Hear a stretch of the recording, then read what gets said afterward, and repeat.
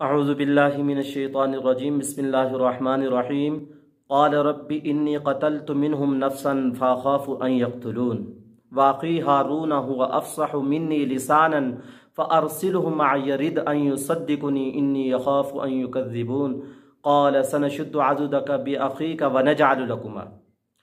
اب موسیٰ علیہ السلام اللہ تعالیٰ سے عرض کر رہے ہیں، اے اللہ، میں نے ان کا ایک آدمی قبطی کو قتل کیا تھا، فرعون کا۔ اب مجھے ڈر ہے، خوف ہے کہ وہ لوگ مجھے قتل کر دیں، اور میرا بھائی واقعی ہارون، اور میرا بھائی کی زبان بہت زیادہ فصیح ہے، اچھی ہے، آپ ان کو میرا مددگار بنا کر میرے ساتھ بھیجیے۔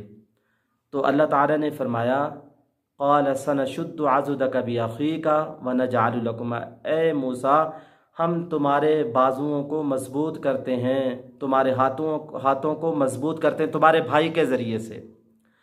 یعنی اللہ تعالیٰ فرما رہے ہیں کہ تمہارے بھائی کے ذریعے سے تمہاری مدد کرتے ہیں، بھائی جیسا رشتہ دنیا میں کوئی بھی نہیں، لہٰذا ہر اس شخص سے دور رہیں جو آپ اور آپ کے بھائی کے درمیان غلط فہمیاں پیدا کر کے آپس کے تعلقات میں ٹھیس پیدا کرے، لہذا ہر اس شخص سے دور رہیے۔ بھائی جیسے یہ جو اللہ نے رشتے بنائے بہت اہم، بہت امپورٹنٹ ہیں، بہت خاص ہیں، ان رشتوں کا خیال رکھیے۔ اگر ہمارے یہ رشتے ٹوٹے ہوئے ہیں تو ہم ان رشتوں کو جوڑیں، اپنے بھائیوں سے صلح کر کے، آپس میں محبتیں پیدا کر کے۔ بھائی کے ساتھ جو کر سکتا ہے وہ دوسرا کوئی نہیں کر سکتا۔ بھائی کے دل میں محبت جو بھائی کی ہے وہ دوسرے کے دل میں نہیں ہے۔ اس لیے اللہ نے قرآن میں ارشاد فرمایا ہے کہ جو بھائی کا رشتہ ہے بہت اہم ہے، لہذا اس شخص سے دور رہیے جو آپ اور آپ کے بھائی کے درمیان غلط فہمیاں پیدا کر کے آپ کے تعلقات کو ٹھیس پہنچائے اور آپ کے تعلقات کو خراب کرے، اس شخص سے دور رہیے۔